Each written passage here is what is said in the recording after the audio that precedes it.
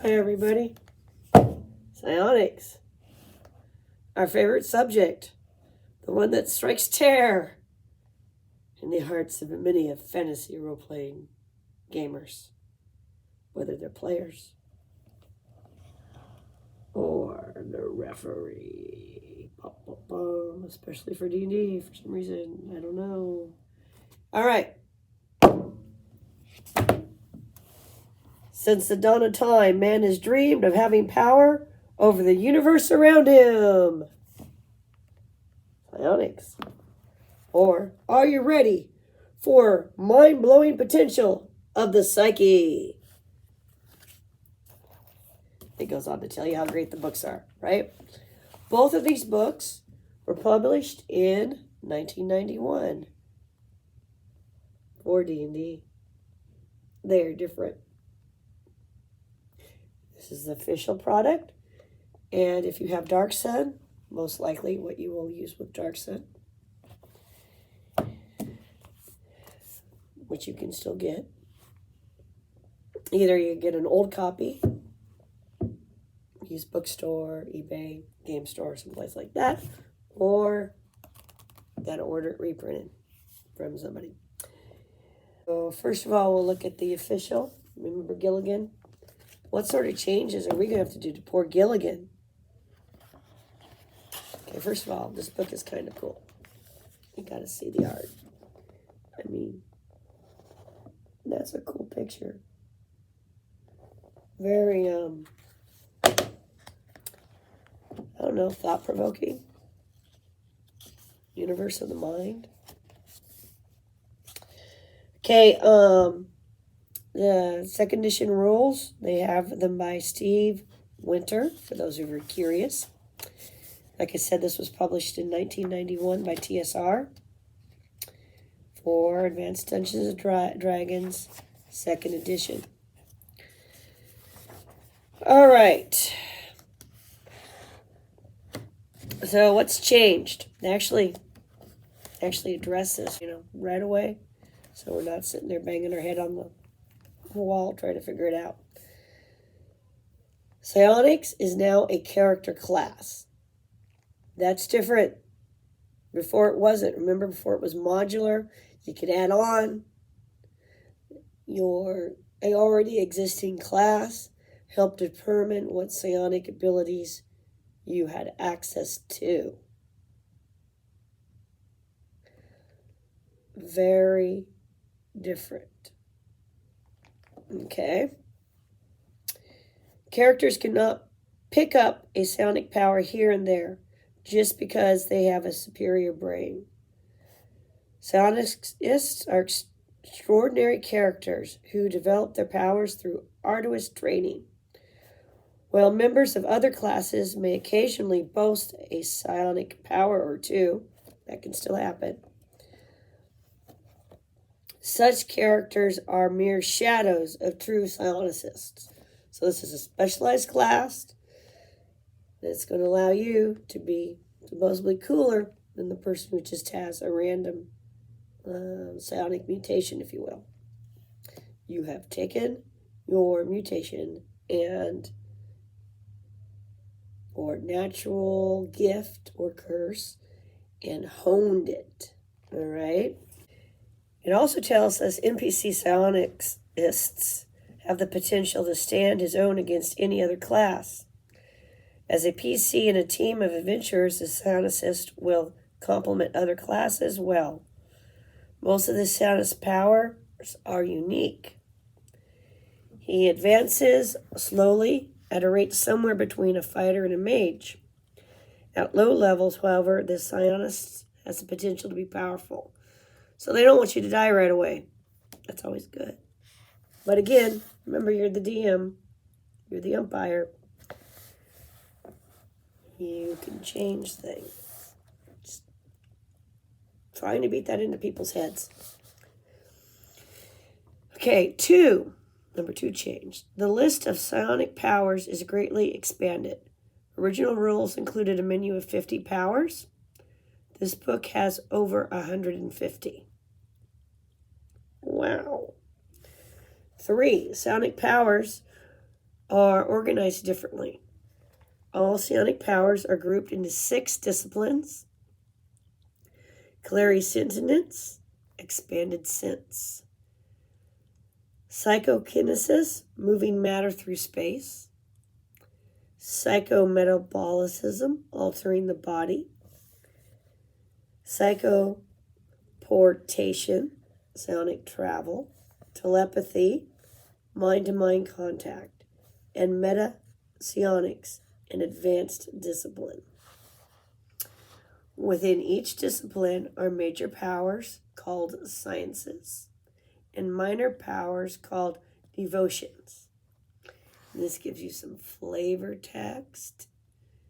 So you wouldn't call them major powers, you would say the sciences, the devotions. Characters can only learn powers from the disciplines they have access to. At first level, a character has access to only one discipline, but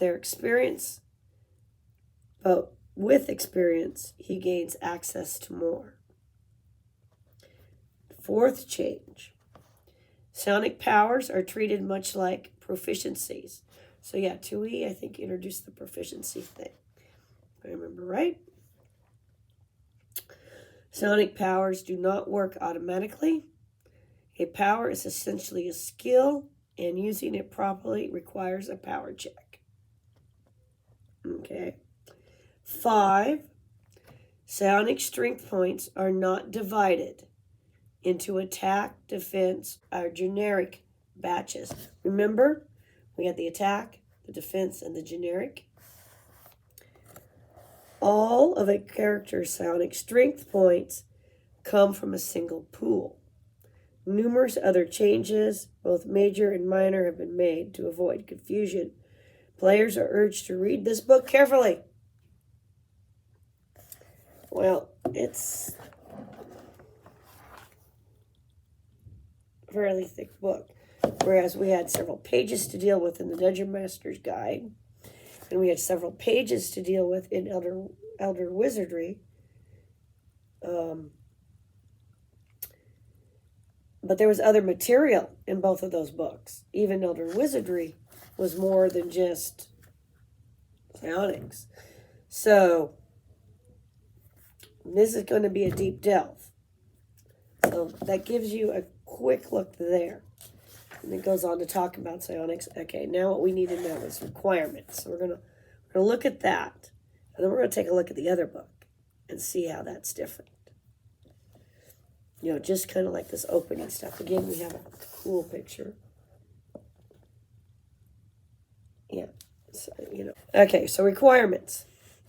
This section describes requirements all characters must meet to become a psionist, including restrictions based on ability scores, race, and alignment. The DM may waive these requirements in special circumstances, but players shouldn't count on it. Ability requirements. Constitution, 11. Intelligence, 12. Wisdom, 15. Poor Gilligan. I do not think he meets our requirements now. So he will have to be changed yet again. Prime requisites. Constitution. Wisdom. Race is now allowed. Now this is exciting, people. Human, halfling, dwarf. It's like official. There's no little parentheses. No little possibility. Maybe. Also, gnome, elf, and half-elf. Oh yeah, I got to do a whole thing on rethinking half-elves.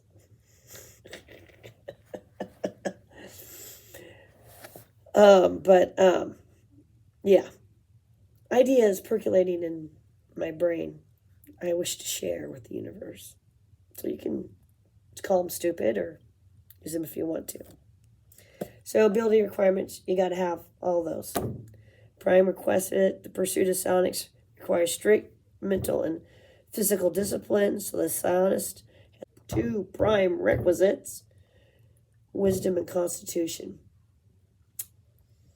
And you notice something? Charisma, which is in old D&D, in original AD&D, and still, as far as I know, in 5e, has a mental aspect to it, is missing. They're clearly going to use the Constitution somehow in this new mechanisms that they've got for psionics. Racial restrictions. Well, it says elves and half-elves also exhibit some natural psionic ability, but they are unable to pursue it at high levels. But halflings, humans, dwarfs, and gnomes have a high degree of psionic talent. Okay, so what does this mean? It could be a setting issue. It could be just as the game changed, what players wanted, what people felt would be better.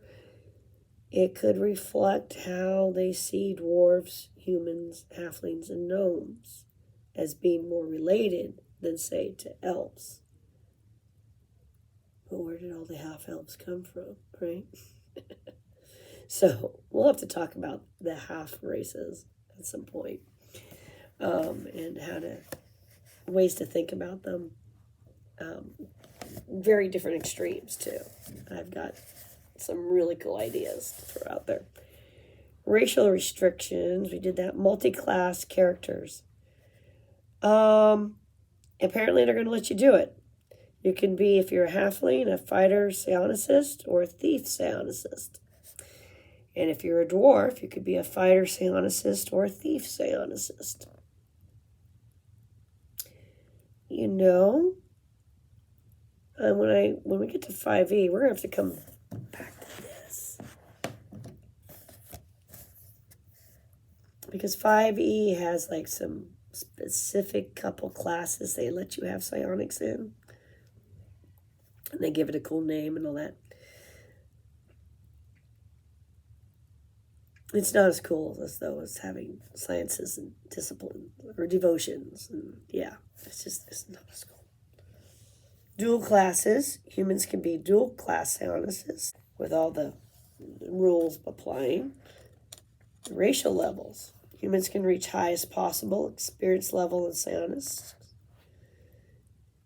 Characters of other races have limits. So I'm sure we'll get into all that. All right. And there's no alignment restriction.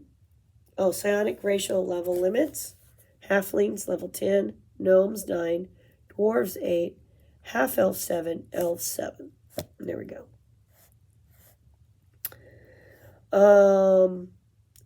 And it starts out with your initial funds. How many gold pieces you get. It gives you a little formula for that. And then we start into our primer, advancement, tables, all that good stuff. So that's a quick overview of that. Now let's take a real quick look at this one. The dude with the face. I'm going to get you. Give you the evil eye. Okay, this is Roll Aids. This was put out by Mayfair Games, Inc. Same year, 1991.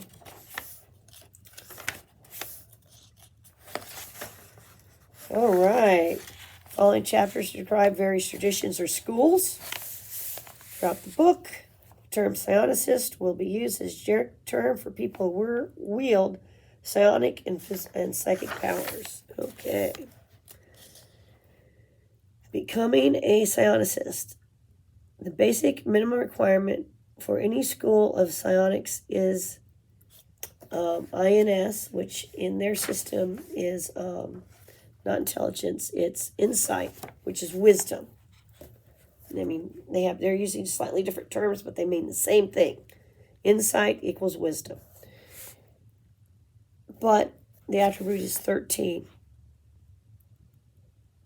That's it. So we'll have to make 2 Gilligans.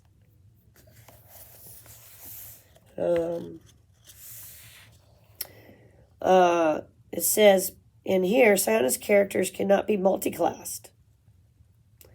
This follows logically from the fact that only humans can be psionicists, and humans can't be multiclassed. So they're continuing along the line of just humans.